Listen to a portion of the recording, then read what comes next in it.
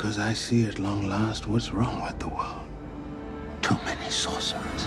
Let's say for a moment that you're somebody who lives in the Marvel Universe, cinematic or otherwise, and you want to get up to some unscrupulous dealings. However, standing in your way is some magic-using goody two-shoes. Or maybe another baddie who's trying to stop you so that they can achieve some evil, magical goal or whatever of their own. How could you go about taking out some of the most powerful magic users? What are some of their greatest weaknesses that someone might be able to exploit to get them out of the way? Well, that's exactly what this video is going to be all about. I'm going to be taking a look at a handful of magic users from across the movies and comics and discuss how they could be taken out. It is admittedly kind of a morose topic, but hey, it's an interesting one regardless. Without any further ado, let's go ahead and dive right into it. The bill comes due. Always. Let's start this off with more than likely the magic user that you'd have to face off against if you were a bad guy within the Marvel Universe. That being the Sorcerer Supreme himself, Doctor Strange. And yes, I know that if we're talking cinematically, Wong is actually the Sorcerer Supreme as of Spider-Man No Way Home, but, you know, Strange is the guy that you gotta worry about.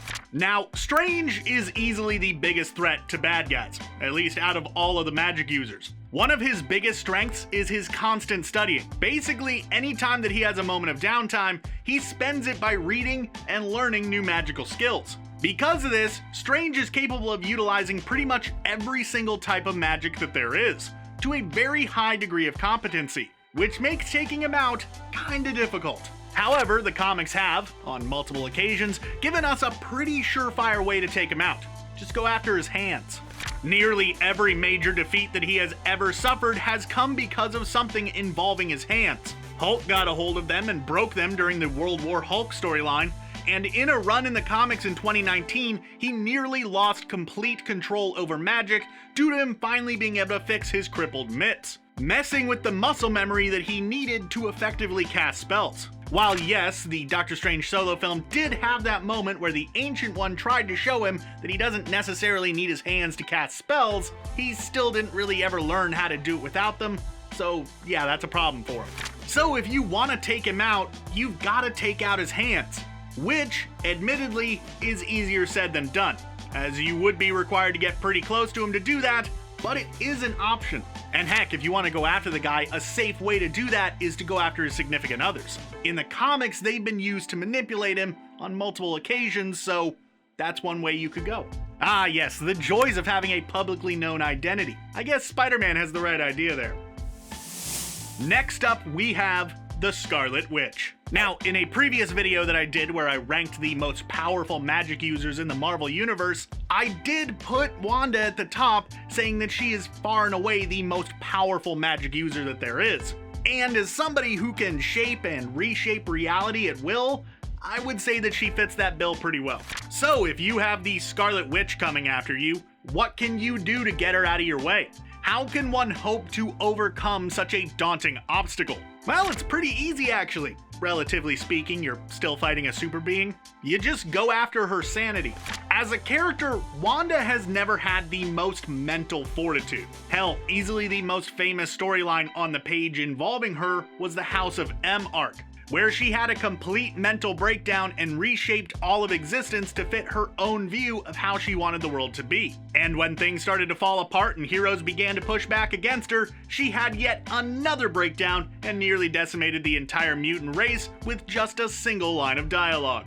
So, if you can get close to her and go after a soft spot for her emotionally, like say her children, or Vision, or her brother, then she'll probably freak out a little bit and become somebody else's problem entirely. Now, am I saying that this isn't gonna have any consequences for you at all? No, she's totally gonna mess stuff up. It's kind of what she always does. And it's probably going to affect you in some way, but you know, that's what you've got to work with. And besides, you're not gonna be able to take down the most powerful magic users in the world without breaking a few eggs. Now, I'm sure that at this point in the video, at least one of you has already started typing a comment along the lines of something like, well, why don't you just sneak up on these magic folk and put a bullet in their head before they even know that you're there? Problem solved. And like, yeah, I guess that would work for most characters, but it would kind of defeat the whole purpose of this video, so Let's talk about Dr. Doom. Now, this guy is a tough nut to crack. In addition to being one of the most powerful spell slingers out there, he is also one of the smartest people on the planet, inconceivably wealthy, and the leader of an entire sovereign nation. If he decides that he wants to squish you like a bug, you'd be hard-pressed to not get got. But there is one definitive way that you can get him off of your back, and even possibly gain him as an ally: his ego.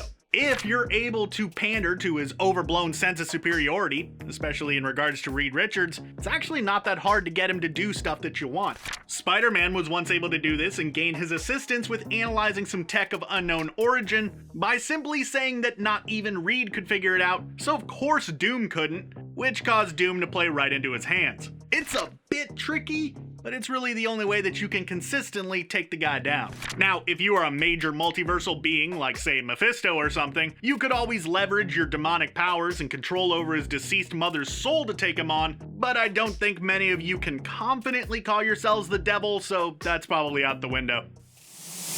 The blades are worthless in the face of a Loki sorcery.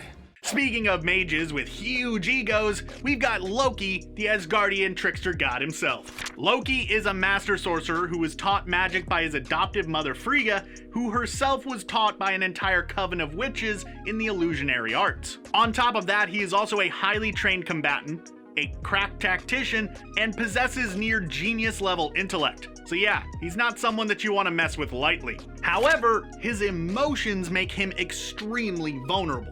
Nearly every major action that he's ever taken in his life have not been caused by some logical thought process, but rather something tied to his emotional baggage. Let's look at the MCU Loki as a prime example of this. When you break it down, his lust for power, the thing that caused him to become the main antagonist for not just the first Thor film, but also the first Avengers movie, comes down to him feeling dejected and unloved by his father, and mistreated and alone due to his Jotun heritage. And it is these emotions that cause him to behave as he does for the rest of his cinematic appearances, right up until the moment before his death, when he acts out of love for his brother, which, while admittedly a much more positive emotion and a fairly solid reason to do something, still made him act rashly and ultimately get taken out by Thanos.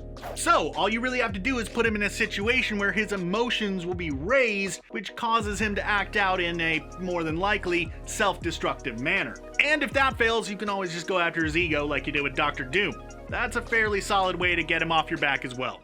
Why would you take me? You were an innocent child. Tell me! You didn't think you were the only magical girl in town, did you? Agatha Harkness is an ancient being that possesses magical power beyond that of nearly every other spellslinger in the Marvel Universe. Whether you're talking about the one we saw in WandaVision or the one on the page, Harkness is a more than capable foe, who will win 9 times out of 10 if you try to take her on head to head. So this might actually be one of those times where sneaking up on her and, might actually be fairly prudent. MCU version aside, Agatha's biggest weakness is easily her age. While she looks pretty good for someone who is thousands of years old, her frail frame makes her incredibly vulnerable to physical attacks, made even more potent by the fact that she was never really trained as a fighter in the traditional sense. That last one is something that I'm also going to assume is the case for the MCU version as well. She is certainly a lot more spry than her comic book counterpart, but I don't really see her going toe-to-toe with anyone in the Octagon anytime soon. So yeah, this one might be a little bit of a cop-out. But basically, just run up and smack her, or put her in a situation where she has to use physical force instead of magic, and you'll have her on the ropes. Alternatively, you could just get the Salem 7 to occupy her for you, or try to trap her within New Salem. Both of those have done a fairly decent job of taking her out of commission in the past. Figuring out how to actually do either of those, though, I'll leave up to you. Dormammu, the ruler of the Dark Dimension, Lord of Chaos, and Eater of Souls. Just off of that name alone, you can imagine how difficult Dormammu would be to handle. In fact, this is going to be the first entry on the list where I'm not really able to tell you how to fully take someone out, as things with Dormammu just aren't that easy. However, the Dark Lord does have one pretty glaring weakness that can be exploited to make stuff just a little bit simpler for you. As a being from another realm, his magical abilities are pretty firmly rooted in energy from the dark dimension itself. Therefore, as long as he is in that realm, or somewhere that possesses a direct link to it, his power is virtually unlimited, which could make him a massive threat. However, if one were to find a way to transport him to another dimension that isn't his own and keep him from opening a link back home, he would be significantly weakened. This is a guy who, as long as he's in the dark dimension, is basically a god. Even the Sorcerer Supreme himself can't tangle with him in that situation. When he's cut off from the dark dimension though, well, in the comics we have seen this a few times, and seen that he becomes weakened enough that the most powerful mortal mages have been able to take him on in magical combat, even going so far as to win out against him. Now, is this information going to help your everyday Joe Schmo on the street? No, not at all. Even when cut off from his home realm, he's still a more than competent magic user, and still possesses immense power. However, it is something that superheroes, or supervillains, can take advantage of. Or, you could just try to get a hold of an Infinity Stone and trap him in a time loop, causing him to have to make a deal with you in order to escape. Surely that has to be easier to achieve. Actually that might be easier. Basically what I'm saying is don't pick a fight with Dormammu unless you've got an Infinity Stone laying around. Which, not many of us do, I'd imagine. Unless y'all have them as keychains or something, and I just don't know about it. Maybe I missed that day where they were handing out Infinity Stones. I've come to bargain. What do you want?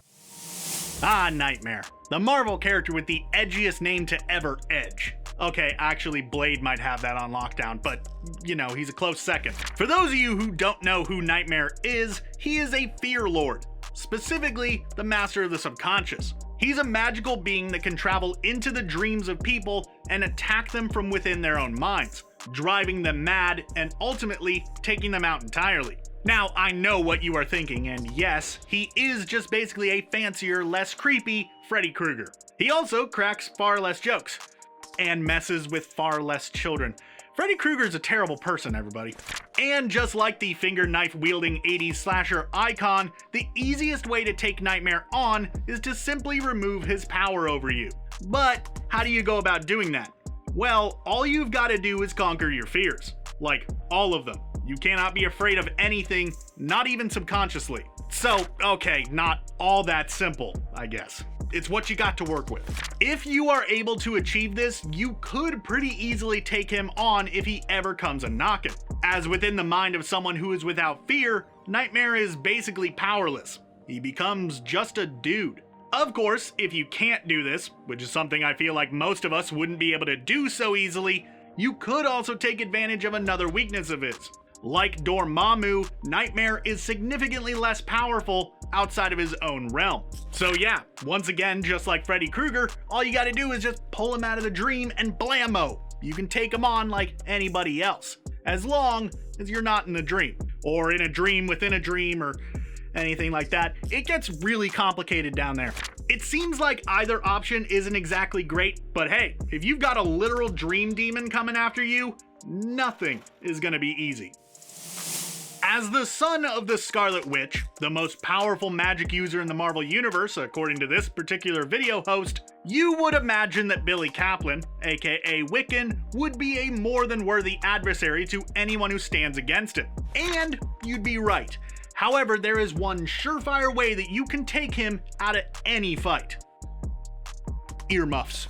No, seriously. As an inexperienced spellslinger, Wiccan has, on a few occasions, been called out for verbally stating the purpose of his spells, which many have pointed out makes them easier to dodge or counter. However, Wiccan has stated that he has to do this, because hearing the spells he is casting allows him to actually focus on what he is doing, and therefore makes the magic work at all. So if you're somehow able to take out his ability to hear, suddenly his effectiveness as a mage tanks drastically. From there, all you'd have to do is deal with his innate electrical-based powers, and boom, that is one Avenger down. Of course, then you'd have to deal with the rest of the Young Avengers, naturally, including a probably very pissed off Hulkling, But you know, no one ever said being a bad guy in the Marvel Universe was easy living. Hey there everybody, I'm John Algetz, and I want to know what you think. Which of these magic users do you think you could take in a fight? Be sure to let me know down in the comments below or shoot me a response over on Twitter. I'd love to hear from you. Thanks for watching, and be sure to subscribe to CBR for more great videos just like this in the future.